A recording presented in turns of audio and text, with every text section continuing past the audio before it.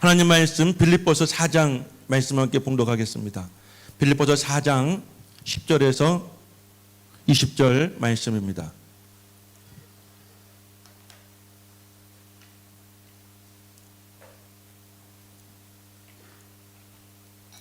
함께 읽겠습니다. 빌립보서 4장 10절에서 20절입니다. 내가 주 안에서 크게 기뻐함은 너희가 나를 생각하던 것이 이제 다시 싹이 남이니 너희가 또한 이를 위하여 생각은 하였으나 기회가 없었느니라. 내가 궁핍함으로 말하는 것이 아니니라. 어떤 형편이든지 나는 자족하기를 배웠노니 나는 비천에 처할 줄도 알고 풍부에 처할 줄도 알아. 모든 일 곧 배부름과 배고픔과 풍부와 궁핍에도 처할 줄 아는 일체의 비결을 배웠노라.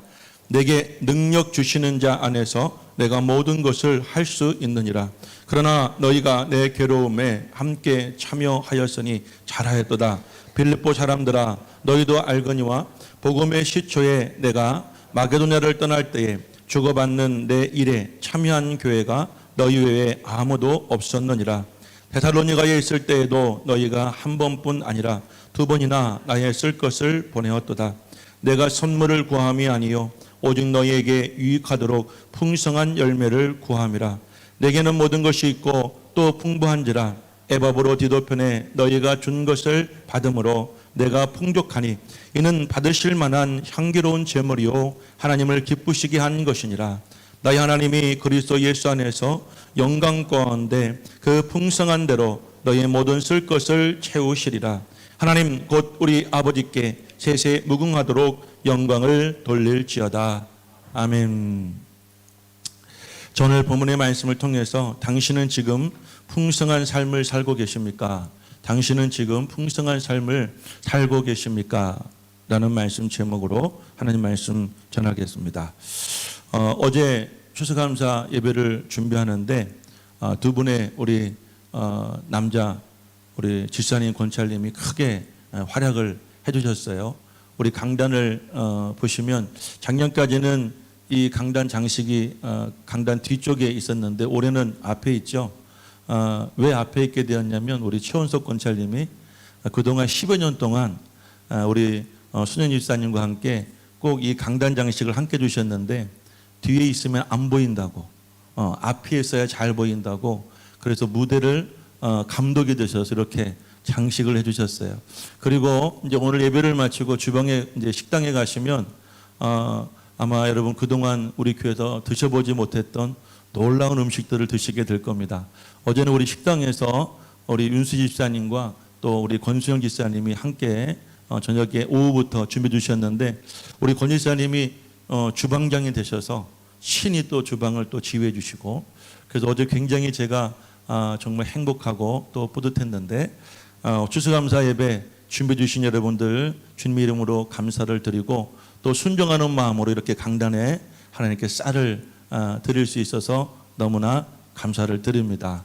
제가 지난주 말씀드렸지만 이제 예전에는 우리 이 나라가 대부분 다 농사를 짓고 살았지만 이제는 산업사회가 사회가 되어지고 공업사회가 되어지고 농사 짓는 분들이 거의 없어졌죠.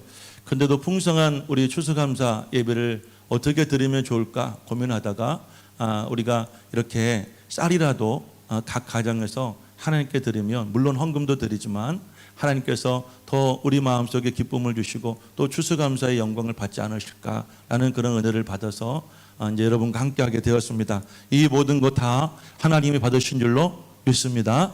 아멘.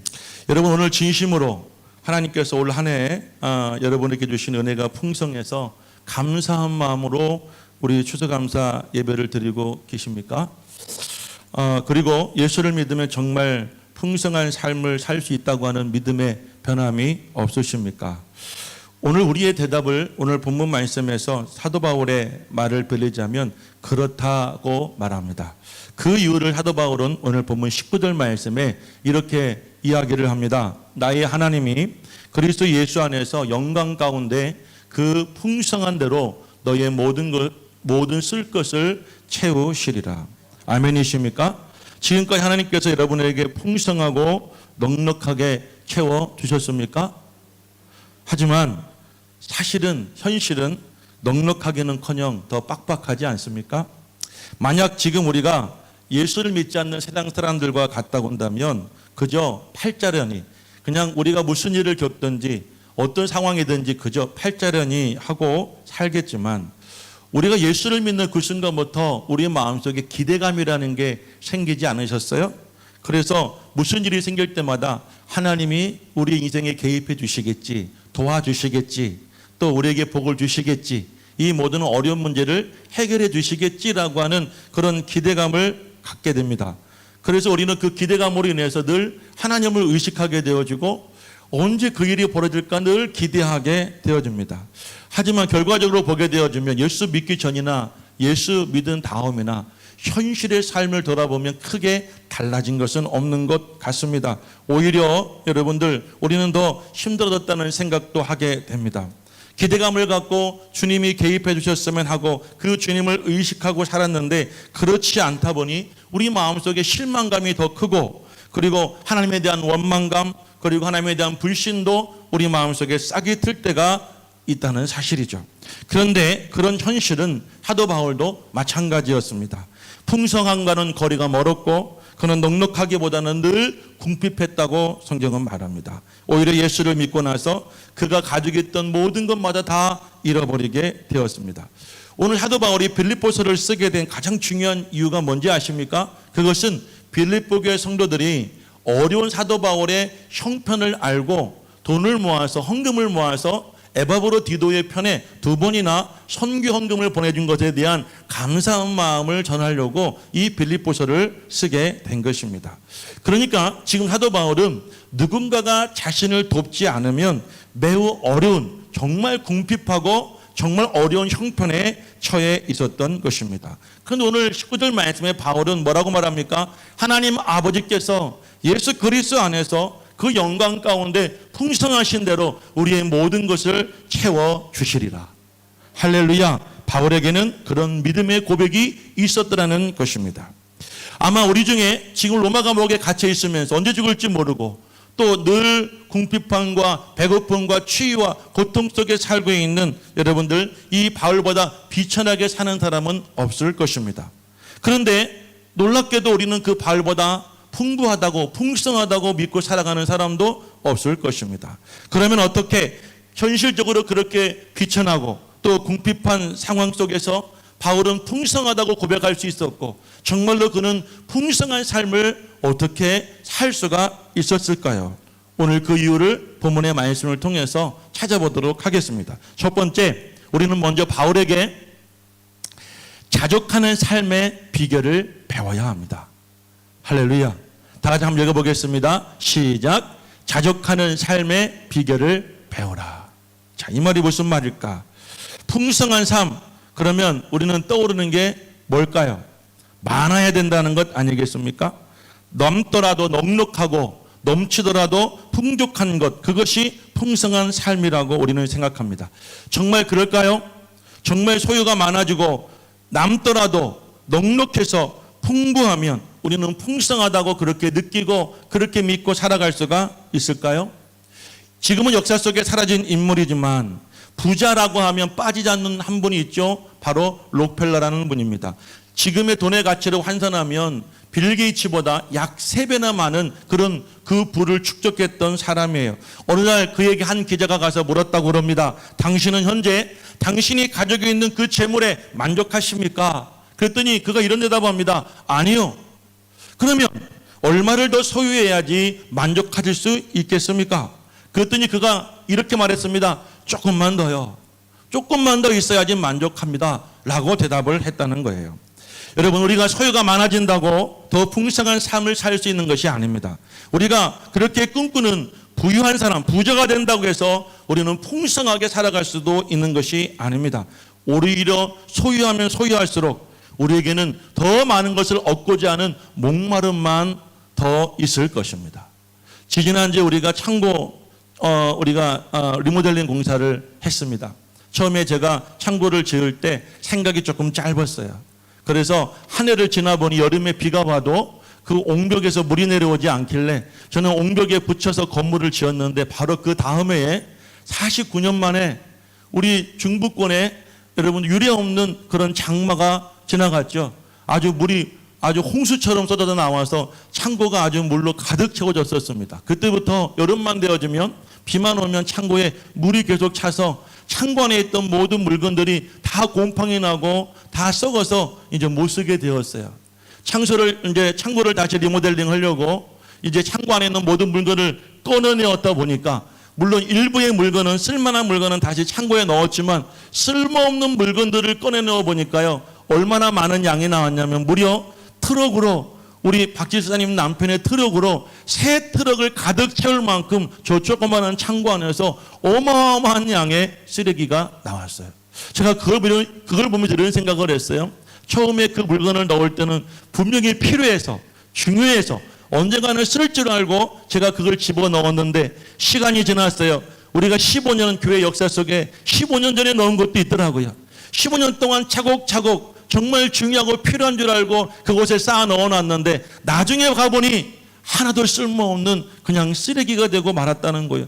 처리하기가 어려운 불편한 쓰레기가 되었어요. 다행히 우리 집사님과 집사님 남편이 교회를 배려해 주셔서 쓰레기 처리 비용을 아주 싸게 받으셨지만 이걸 정상적으로 만약에 그 비용을 우리가 청구했다면 100만 원도 넘었을 거예요. 정말 중요하고 좋은 줄 알았는데 그것이 쓰레기가 되었고 쓰레기 처리 비용을 얼마나 많이 우리가 지불해야 되는지 모르는 것처럼 우리 인생에는 이것도 중요하고 이것도 필요하고 이것도 있었으면 좋겠고 우리는 끊임없이 소유하고 채우고자 하지만 결국 그것들이 우리에게 만족감을 주는 것이 아니라 조금만 더라고 하는 그런 우리에게 갈급함만 주게 된다는 것입니다. 그렇다면 사도 바울과 성경은 우리에게 무슨 말을 하고자 하는 것일까요? 풍성한 삶의 조건은 더 많은 소유가 아니라는 것입니다. 우리가 더 많은 것을 얻고자 하는 것이 아니라 오늘 바울은 우리에게 한 가지 비밀을 말합니다. 그것은 우리가 자족하는 삶에 우리가 만족할 수가 있다는 것이에요.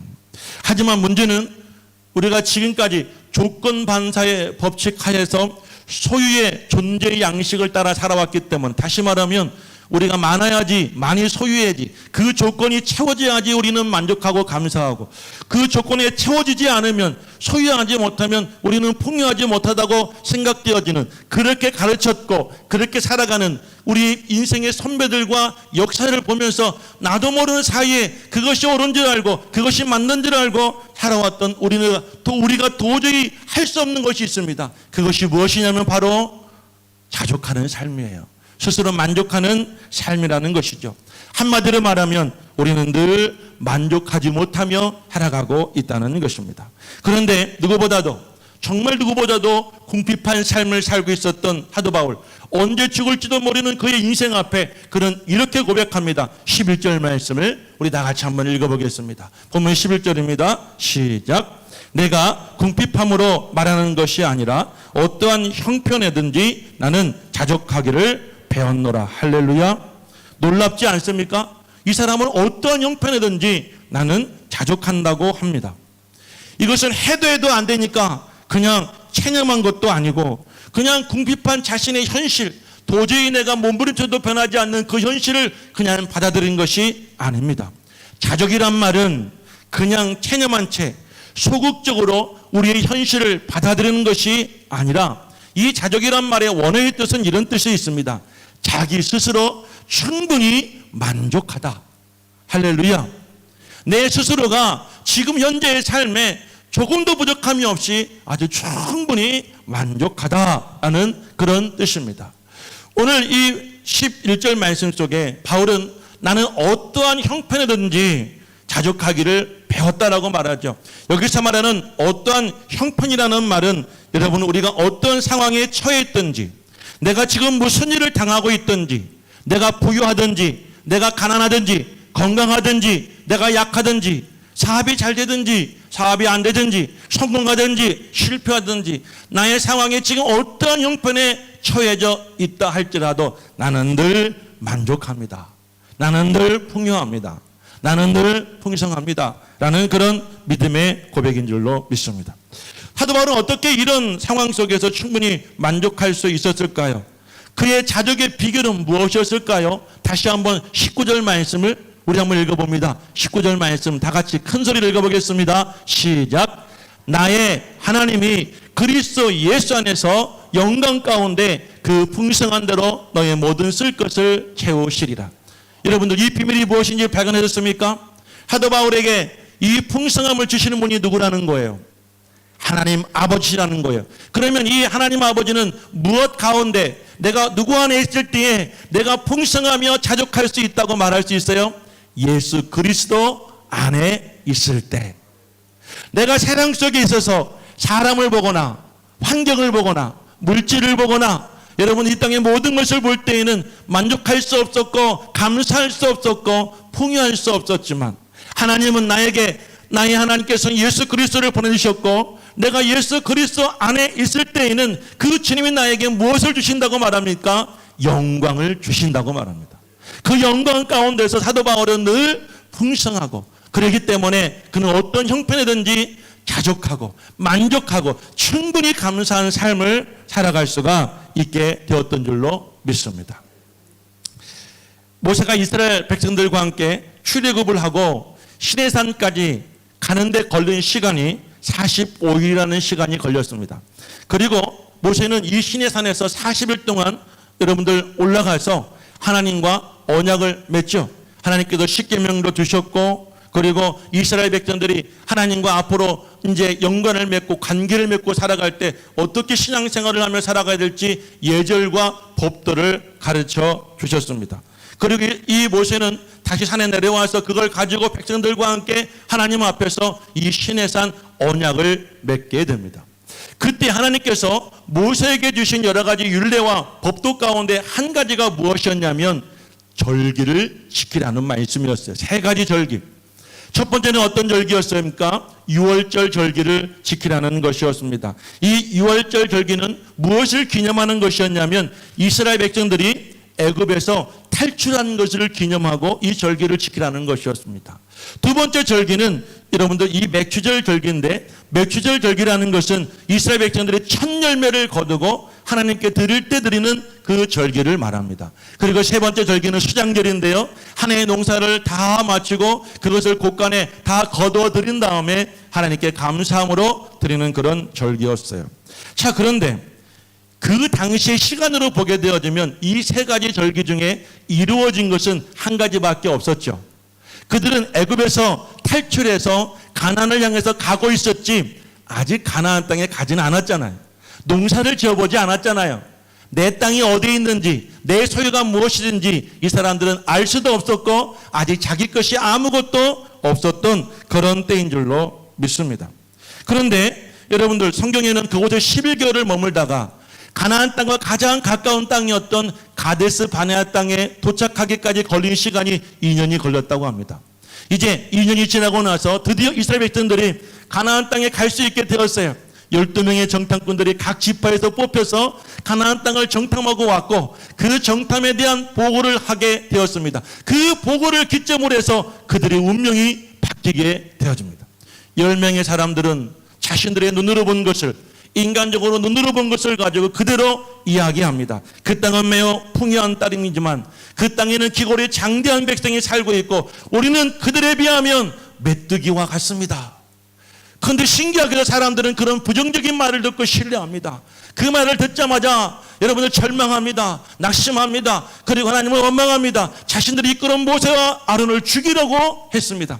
그 모습을 바라보았던 여러분들 이 여호수아와 칼렙은 자신들의 겉옷을 찢으면서 이렇게 외쳤습니다. 그 땅은 심이나 아름다운 땅입니다. 여호와 하나님께서 우리를 기뻐하시면 우리에게 그 땅을 주실 것입니다. 두려워하지 마십시오. 그들은 우리의 밥입니다. 무슨 차이였습니까? 10명의 사람들은 자신들의 눈으로 본 것을 믿었고 눈으로 본 것을 신뢰했고 눈으로 본 것에 따라서 말을 하고 그렇게 살았기 때문에 결국 그들과 그 사람들의 말을 믿었던 사람들은 다 광야에서 죽음을 맞이하고 그들은 맥추절도 수장절도 한 번도 경험하지 못한 채 그저 고생만 하다가 죽게 되었어요. 하지만 유일하게 가나안 땅에 들어간 두 사람이 있었어요. 그 사람이 누구냐면 바로 여호수아와 칼렙이었습니다. 그 땅은 우리 땅입니다. 그 땅은 아름다운 땅입니다. 하나님이 우리와 함께 하신다면 하나님은 그 땅을 우리에게 주실 것입니다. 그들은 우리의 밥입니다라고 말했던 여호수아와 갈렙은 정말 그 땅에 들어가서 맥주절도 수장절도 다 경험할 수가 있게 되었더라는 것입니다. 이것은 무슨 말일까요? 사도 바울의 오늘 이 믿음의 고백과 저는 여러분 이 여호수아와 갈렙의 삶은 여러분 모두가 정말 한 가지의 메시지를 우리에게 주고 있다는 것이에요. 사람을 보고 환경을 보고 형편을 보고 물질을 본다면 우리는 평생 만족할 수 없을지도 몰라요. 하지만 바울은 뭐라고 말합니까? 나의 아버지 하나님께서 예수 그리스도 안에서 영광 가운데에 할렐루야. 바울은 지금 누구 안에 있습니까? 무엇 가운데 있습니까? 예수 안에서 영광 가운데 있다 보니 나의 모든 쓴 것을 풍족하게 주시리라. 사도 바울도 그리고 여호수아와 갈렙도 동일한 믿음이 있었어요. 그들이 보는 분은 동일한 분이었어요. 그들이 경험하는 신앙은 동일한 신앙이었어요. 하나님 아버지 안에서 하나님께서 주시는 그 은혜와 풍성한 은혜를 주시는 예수 그리스도 안에 있다 보니 그들은 자족할 수가 있었던 것입니다. 자족은 은혜인 줄로 믿습니다. 자족할 수 있는 믿음은 하나님의 축복인 줄로 믿으시기를 주의 이름으로 간절히 축원을 드립니다. 현재 여러분의 소유가 부족하고 여러분들 가난하다 하여 좌절하거나 또 포기하거나 그것을 인정하는 것도 아니고 또 내가 부유하다 해서 교만하거나 록펠러처럼 조금만 더 소유라는 그 욕심 가운데 살거나 자기가 잘나서 자기가 능력이 있어서 성공했다고 하는 이 교만 가운데 빠지는 것이 아니라 내가 좀 부족하여도 내가 좀 풍족하여도 나를 여러분들 이 부하게 하시고 나를 이 고통 속에서 믿음으로 살게 하시는 예수 그리스도 안에서 나는 늘 자족합니다. 나는 늘 감사합니다. 나는 늘 풍족합니다. 라는 그런 믿음의 고백이라는 사실입니다. 하지만 우리는 어떻습니까?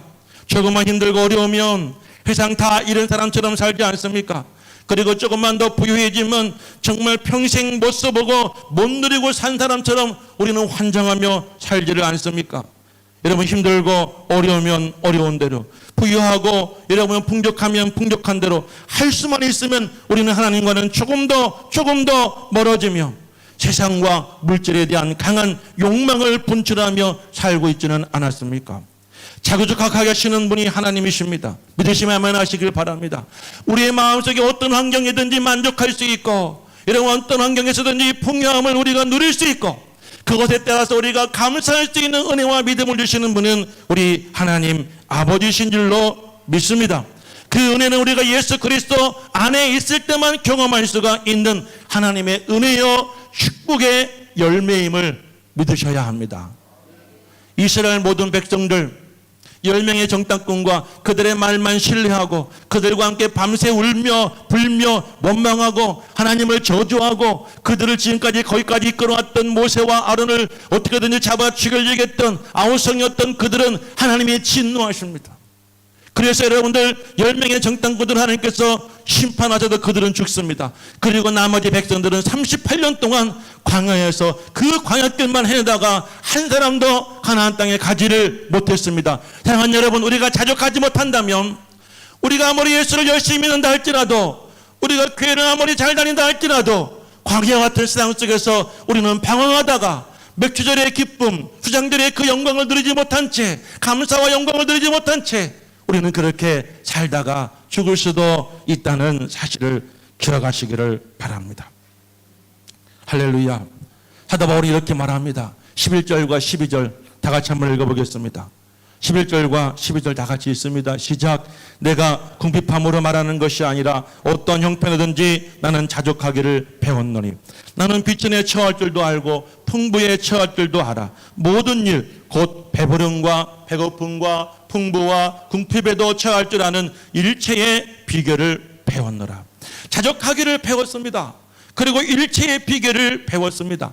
여기서 배웠다는 말은 무슨 뜻이냐면 행동이나 경험을 통하여서 습득하다, 체득하다라는 그런 말입니다. 여러분 이것은 예수 믿고 신앙생활하지 않으면 절대로 알 수 없는 비밀이었다는 것이에요.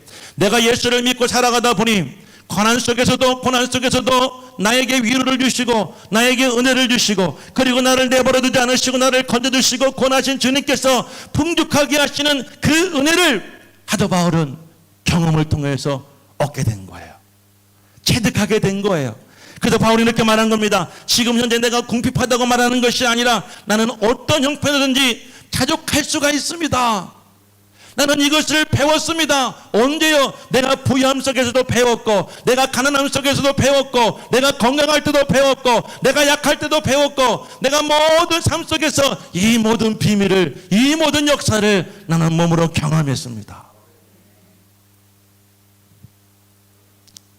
사랑하는 여러분, 그러므로 우리도 외적인 상황과 환경 속에서 우리가 영향을 받아서 울고불고 원망, 불평, 불신하는 자들이 아니라 여러분들 믿음의 눈으로 주를 바라보시기를 바랍니다.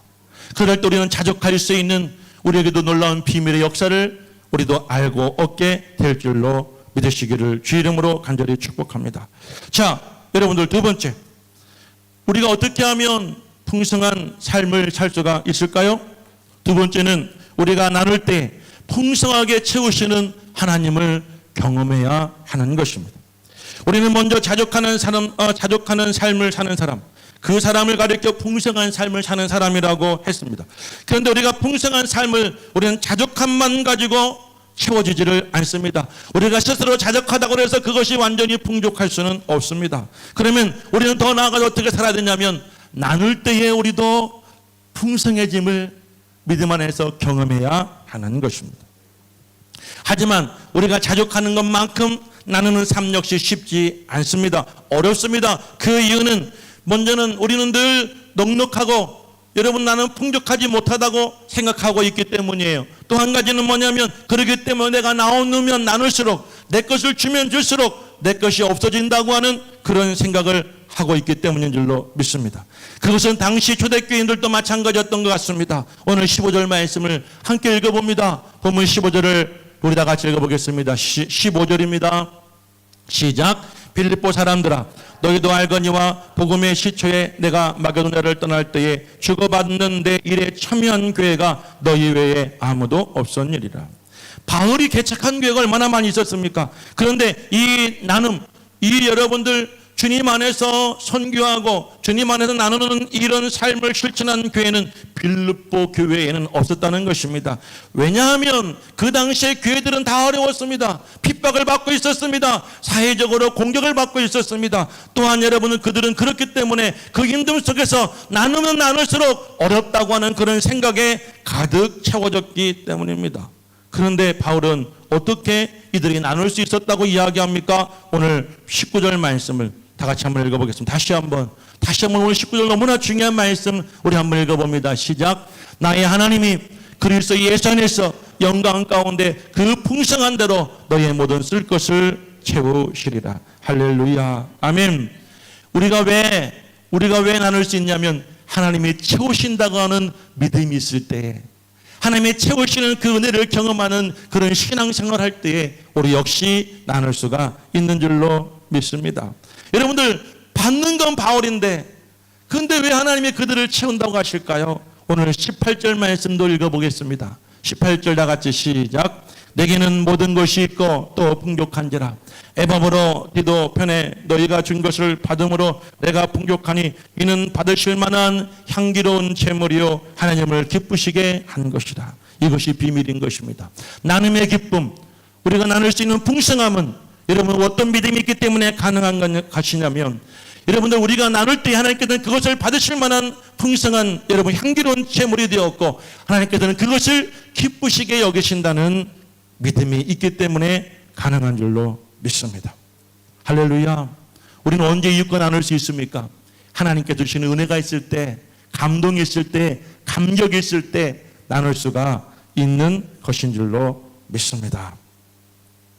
제가 지난번에 큰 사고를 당했죠. 병원에 입원했을 때 많은 교회와 목사님들이 함께 기도를 해주셨습니다. 요즘에도 제가 우리 주변의 안식관에 가서 어르신 목사님들을 만나면 늘 저에게 묻는 질문이 허리 괜찮으냐고, 몸 건강하냐고 묻습니다.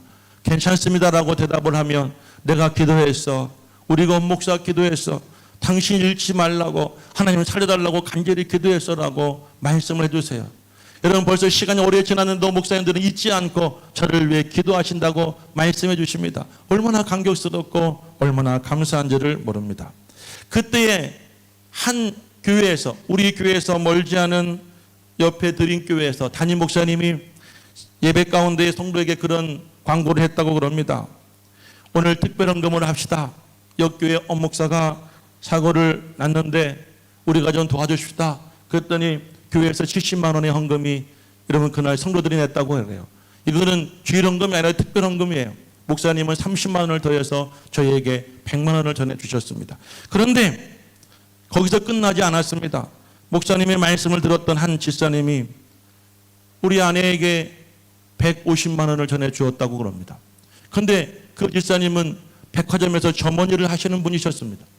아내에게 이런 말을 하며 전해주었다는 것입니다. 이 돈은 제 돈이 아닙니다. 하나님께서 목사님을 위해서 쓰시라고 주신 돈입니다. 하며 그 돈을 전해주셨다고 합니다. 저나 우리 가족 누구도 한 번도 만나보지 못한 분이셨습니다. 심지어 그 일이 지난 다음에 그 일 때문에 저희들과 특별하게 만나보지도 않았습니다. 그것이 처음이었고 마지막이었어요. 그런데 저를 만나보지도 못하고 사실 저는 그분의 얼굴도 기억하지 못하는데 왜 여러분 그 큰 돈을 여러분 알지도 한 번도 대화하지도 않고 한 번도 설교도 들어보지 않은 목사에게 그분을 기꺼이 줄 수 있었을까요? 은혜가 있었고 하나님의 감동이 있었기 때문인 줄로 믿습니다. 하나님의 역사는 이렇게 위대한 것입니다. 물론 당시 우리 교회 성도님들의 헌신은 이루 말할 수가 없습니다. 여러분 저는 평생 여러분의 그 사랑 은혜를 갚아도 여러분들 다 할 수가 없음을 다시 한번 여러분들에게 고백합니다. 우리가 왜 이렇게 사랑할 수 있고 왜 이렇게 내 것을 아끼지 않고 헌신할 수 있냐면 바로 하나님의 은혜가 있기 때문이라는 것입니다. 할렐루야. 이번에 선한 사마리아 사람 운동을 올해도 했습니다. 할 수 있으면 우리가 매년 했으면 좋겠어요. 자주 할 수는 없지만 1년에 한 번이라도 우리 교단에 힘들고 어려운 목사님들의 교회와 그들의 가정을 돕는 일에 우리 교회가 앞장섰으면 좋겠습니다. 할렐루야. 여러분들도 많은 헌금을 주셨어요. 우리 교회 권사님은 현장에 가서 그 일을 시작하면서부터 마칠 때까지 그 일을 마무리도 해 주셨습니다. 우리 교회에서 그 일을 다 할 수 없었지만 선한 뜻을 가지고 모인 목사님들과 성도님들과 교회들이 함께 모은 돈이 무려 2,300만 원이 되었어요. 지붕도 고쳐주고 핫택 내부 인테리어도 해주고 겉모습만 옛날과 똑같이 안에 들어가면 전혀 다른 집으로 여러분 그 사택은 변화되게 되었던 것입니다. 이 모든 일이 왜 일어나게 된 것일까요? 나도 없어요. 나도 힘들어요. 나도 일해야 돼요. 하지만 하나님께서 주시는 은혜가 더 크기에 내가 그 은혜 안에 순종하기에 이런 기적들이 이런 역사들이 우리에게 일어날 수가 있게 되어지는 거예요. 여러분 오늘 제가 광고 드렸죠? 여러분 오늘부터 머리 깎기를 원하시는 분들은 예배를 마치시고 아니면 주중에 우리 김유린 집사님께 예약하시기를 바랍니다. 우리 김유린 집사님이 이제 머리를 깎아주시겠다고 저에게 말씀해 주셨어요. 재능 기부하시겠다고 하십니다. 이 집사님은 본래 이 미용에 굉장히 오랫동안 일하셨고 이제 정말 이제 곧 미용실을 차리려고 준비하셨는데 올해 그만 이 류마티스에 걸리셨어요. 관절염에 걸리셨어요. 온몸이 뼈가 쑤시고 아파서 견딜 수 없고 참을 수 없는 그 고통의 시간을 보내셨어요. 우리도 함께 기도했잖아요. 이제 지사님 몸이 좀 나아지셨어요. 그런데 당장 가게를 차릴 수 있는 상황은 아닌 것 같아요. 하지만 집사님이 하나님께 나를 고쳐주시는 그 은혜가 너무나 크기에 지금 미용 봉사를 하고 다니신다고 그래요. 집사님이 제게 그럽니다. 내가 밖에도 봉사하는데 내가 교회에서도 우리 성도님들 머리 잘라드릴게요. 할렐루야. 단 조건이 있어요. 파마는 안 돼요. 염색도 안 돼요. 파마와 염색은 여러분 단골 미용실로 가시기를 바라고 커트머리, 여성분들 커트머리, 남성분들 커트머리 특별히 어제 지난주 시간에 그러시더라고요. 목사님 저는 우리 교회 가발을 쓰시는 분들을 보면 안타까워요. 제가 잘라드릴 수 있는데 깎아드릴 수 있는데 혹시 지금 가발을 쓰고 계신 분이 있다면 꼭 예약하시기를 바랍니다. 하나님이 미리 예비하셔서 저 지난주에 창고를 깨끗하게 정리하시고 여러분 이를 미용실로 만들어 주셨어요. 창고에 가면 깨끗합니다. 거기서 여러분 머리를 꼭 깎으시기를 바라요. 여러분 부탁드립니다. 이제 곧 겨울이 다가오는데 혹시 집에 난방기 있으신 분들은 기부 좀 해주시기를 바랍니다. 가스난로든지 그리고 기름난로든지 어떤 난로든지 잠깐 따뜻하게 피울 수 있는 난로가 있으면 좋을 것 같습니다. 여러분 저는 집사님의 말씀을 듣고 그런 감동을 받았어요. 요즘에 남자 머리 한 번 깎는데도 15,000원씩 받습니다. 싸게 깎아주는데도 12,000원씩 받아요. 여자분들은 더 많이 받으시겠죠. 근데 여러분들, 내가 한번 수고하면 15,000원, 20,000원씩 받을 수도 있는데 저 집사님이 교회 성도들에게 이런 무료로 머리를 깎아주시겠다, 그렇다고 저는 우리 집사님의 실력이 정말 꽝이라고 생각하지 않아요. 실력이 없어서 우리를 한번 시험 삼아 해보겠다고 하시는 분이 아니라고 믿습니다. 많은 시간 동안 훈련하시고 많은 시간 동안 일하시면서 쌓아놓은 경력이 대단하실 것이라고 저는 확신해요. 제 평생 소원이 집사님께 머리 한번 깎고 싶었는데 이제 내 소원을 이루게 되었어요. 본래 이번 주에 깎았어야 되는데, 오늘 깎고 올라왔어야 되는데 제가 집사님께 깎으려고 안 깎았어요. 오늘 깎아야 되는데 오늘 또 예배 마치고 우리 권사님들 모시고 또 여행 갔다 와야 되니까 오늘 못 깎죠. 다음 주에 주일날 제 머리가 좀 이상하더라도 이해하시길 바라요. 집사님 다음 주에 예약할게요. 여러분, 나눔이라는 것은, 우리가 여러분들 누군가에게 헌신한다는 것은 제정신 가지고는 할 수 없는 거죠. 내가 육신의 눈으로 현실을 바라볼 때 나도 힘들고 나도 어렵고 나도 고통스러운데 어떻게 내가 누군가를 줄 수 있습니까? 그런데 하나님 아버지께서 예수 그리스도 안에 있는 나에게 영광 가운데 풍성함을 주신다는 것을 믿고 깨달을 때에는 조금도 아낌이 없어지는 거예요. 우리 박 집사님 또 빼놓을 수 없지. 박 집사님 남편을 저희가 불렀어요. 쓰레기를 잔뜩 쌓아놓고 산처럼 쌓아놓고 전화했어요. 저는 솔직히 말해서 한 2, 30만 원이면 다 될 줄 알았어. 그런데 그 한 차에 제가 우리 공무사님께 여쭤봤더니 쓰레기 처리하는데 트럭 한 차에 40만 원씩 받는데 깜짝 놀랐어요. 어떻게 내 물건 살 때보다 치울 때가 더 비싸. 속마음으로. 그런데 차가 무려 3차나 나왔는데 저는 그것도 모르고 큰 소리 빵빵 쳤어요. 남편에게, 지사님 남편에게, 승현이 아빠에게, 교회라고 그래서 목사라고 그래서 싸게 받으려고 하지 마시고 밖에서 받는 대로 받으세요. 얼마든지 줄 테니까 원하는 대로 부르세요. 나는 뭣도 모르고. 그런데 40만 원이라고 저게 말씀을 솔직히 속으로 돌아서서 되게 비싸네. 그런데 나중에 알고 보니까 엄청 싸게 받으신. 제가 그걸 알았을 때 몸둘 바를 모르겠더라고. 그래서 지사님께 전화드렸어요. 감사해요. 지사님 죄송해요. 그랬더니 아니에요 목사님, 우리 남편이 감동이 된 것 같아요. 우리 남편이 좋아서 그런 것 같아요. 할렐루야. 은혜와 감동이 안 되면 제값만 받겠습니까? 교회니까 눈퉁이 치죠. 목사는 얼마나 순진한지 몰라요. 달라는 대로 다 줍니다. 세상 물줄 모르니까 목사는 하라는 대로 다 하고요. 달라는 대로 다 주는 게 목사예요. 그런데 여러분들, 줄이고 줄여서 손해를 보면서 그걸 하시잖아요. 우리가 손해볼 수 있는 것은 무엇 때문이에요? 하나님의 은혜 가운데 하나님이 나에게 풍성하게 주심을 내가 믿고 깨달을 때 우리도 내 것을 아끼지 않고 나눠줄 수가 있게 되는 줄로 믿습니다. 지난주 우리가 오병이의 기적을 함께 나누었죠. 여러분들, 이 디모데가 여러분들 오병이를 가지고 예수님께 가지고 왔습니다. 장정만 5,000명 있는 그 자리에서 예수님이 뭔가를 한번 찾아보고 가져오라고 그랬는데, 그러니까 하라니까 한번 해보았어요. 디모데가 아니라 여러분 누구예요? 이 사람이 여러분 오병이어를 가지고 왔는데 이 사람이 그것을 누구에게 가져왔습니까? 예수님께 가지고 나왔잖아요. 안드레가. 이 안드레가 예수님 가지고 나왔을 때 안드레는 이걸 가지고 못 하겠습니까? 라고 이야기를 했어요. 그런데 주님이 어떻게 하십니까? 그것을 가지고 하늘을 우러러 축사하시고 떼어주기를 시작하셨잖아요. 할렐루야. 할렐루야. 사랑하는 여러분들, 주님의 은혜가 임하면, 주님이 역사하면 우리는 풍성하고 자족하는 삶을 살 수가 있습니다. 아멘. 여러분들, 마지막이에요. 우리는 풍성함을 주시는 주님 안에 있어야 합니다. 주님 안에 있기를 간절히 축원을 드립니다. 여러분들, 우리가 자족하는 삶, 나눔의 삶은 동전의 앞뒷면과 같습니다. 우리는 자족하면 나눌 수가 없고, 나누지 않으면, 나누지 않는 사람에게는 자족하는 그런 마음이 없습니다. 생각해 보시길 바라요.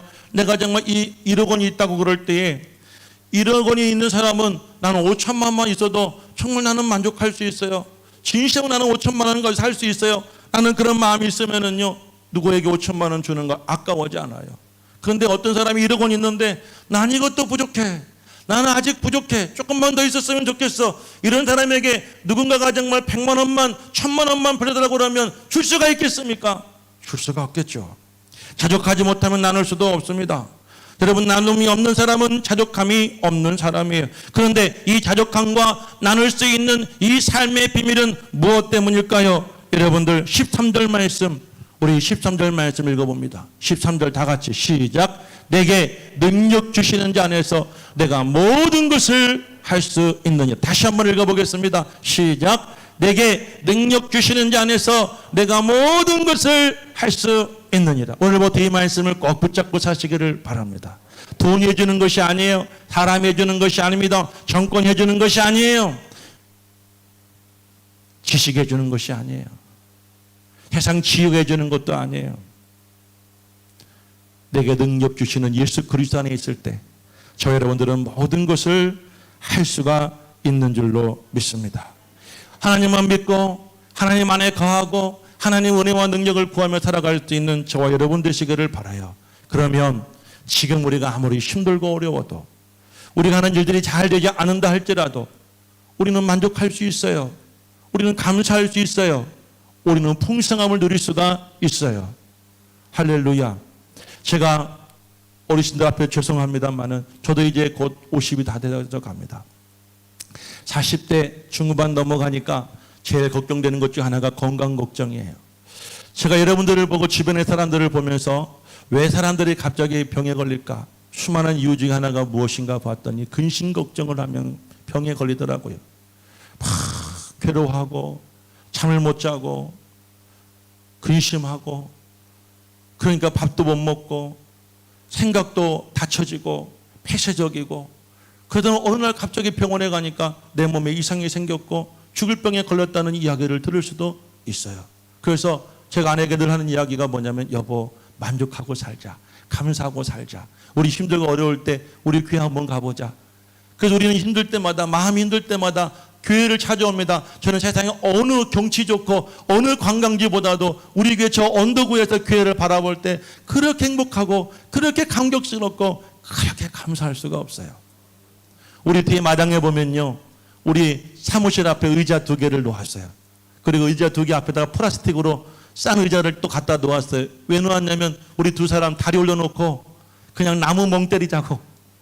우리 이렇게 돌아서면 교회를 볼 수 있고 또 돌아서면 숲을 볼 수 있으니까 우리 그냥 힘들 때마다 그냥 우리가 교회 올 때마다 커피 한 잔 들고 우리 그것을 바라볼 때 감사하자, 만족하자, 기뻐하자. 우리가 주 안에 있으면 자족할 수도 있어요. 주 안에 있으면 나눌 수도 있어요. 주 안에 있으면 모든 것을 다 할 수가 있는 줄로 믿습니다. 간증 하나 하고 마치겠습니다. 지난 한 주간에 한 집사님이 저에게 연락이 오셨어요. 자신의 신분을 밝히지 말라고 하죠. 제가 밝히지는 않겠습니다. 그런데 이 집사님이 몇 차례 저에게 전화 오셨는데 2번 만에 제가 집사님을 만나게 되었어요. 왜 갑자기 평소에 한 번도 연락 안 된 분인데 나랑 한 번도 개인적으로 독대해보지 않은 분인데 왜 갑자기 전화를 하셨을까? 사실 만나기 전에 굉장히 걱정이 되었어요. 혹시 집안에 무슨 일이 있는 거 아닌가? 이사를 간다고 하지 않나? 제가 제일 두려운 말이 뭐냐면요. 목사님 이사 가요란 말이 제일 무서워요. 교회 떠나갈까 봐. 여러 가지 두려운 마음, 걱정스러운 마음을 안고 드디어 집사님을 만났어요. 집사님이 이러시더라고요. 봉투를 내놓으시면서 목사님 추수감사헌금이에요. 그 집사님 왜 주일날 드리지 않고 지금 드리세요? 그때 이렇게 말씀하세요. 목사님 지난 주일날 광고하실 때 어느 교회는 추수감사헌금을 드릴 때 성도들이 한 달에 그 11조를 드리는 교회가 있다고 그러고 어느 교회는 성도들이 한 달 그 월급을 드리는 교회도 있다고 들었는데 제가 그 말씀을 들었는데 하나님의 제 마음속에 은혜를 주셨어요. 감동을 주셨어요. 내가 이걸 하지 않으면 안 될 것 같은 마음에 괴로워서 견딜 수가 없어서 내 월급을 가지고 왔다고 그래요. 하나님께 건축 예물을 드린다고 그러니까 이걸 가지고 부채를 갚는다고 그러니까 하나님 이걸로 가지고 부채를 꼭 갖는 데 써주세요라고 써주시면서 저에게 가지고 오셨어요. 저는 아직 그걸 봉투를 열어보지 않았어요. 오늘 하나님께 그걸 그대로 갖다 드렸어요. 여러분 저는 얼마나 감사한지 모릅니다. 제가 얼마나 기뻤는지 몰라요. 우리 교회 15년 되었는데요. 제가 지나가는 말이라도 정말 여러분 누군가 한 사람은 듣고 누군가 한 사람은 그렇게 복을 받고 순종하기를 바라는 마음으로 제가 그 이야기를 들었는데, 어떤 분들은 그 말할 때 나와 상관없고 아직 때가 이르지 않았고 형편이 안 되고 어렵고 힘들고 그냥 무시하고 지나갈지 모르지만, 어떤 지사님은 그 얘기를 하나님이 나를 들으시라고, 나에게 하시는 말씀이라고 이렇게 들으시고, 내가 만약에 오늘 지나면, 내가 이렇게 하지 않으면 혹시라도 내 마음에 간사한 마음이 생겨 드릴 수 없을 것 같아서 목사님 내가 가지고 왔어요, 하나님께 목사님이 들어주세요 라고 할 때 제가 얼마나 이 안에 있는 액수보다도 이 믿음 때문에, 이 순종하는 믿음 때문에 제가 막 그날 견딜 수가 없이 마음이 벅차오르게 되었어요. 여러분, 우리가 하나님 안에 있으면, 예수 안에 있으면 못할 일이 어디 있겠어요? 코로나가 지나고 이제 엔데믹, 여러분들도 이제 어떤 사회가 열릴지 새로운 세상을 지금 막 많은 사람들은 예견하고 준비하고 있습니다. 그래도 불구하고 우리가 늘 감사할 수 있는 것은요, 변하지 않는 하나님이 우리의 아버지시고 우리가 예수 그리스도 안에 있을 때에는 가능한 줄로 믿습니다. 이 은혜를 누리시길 바라요.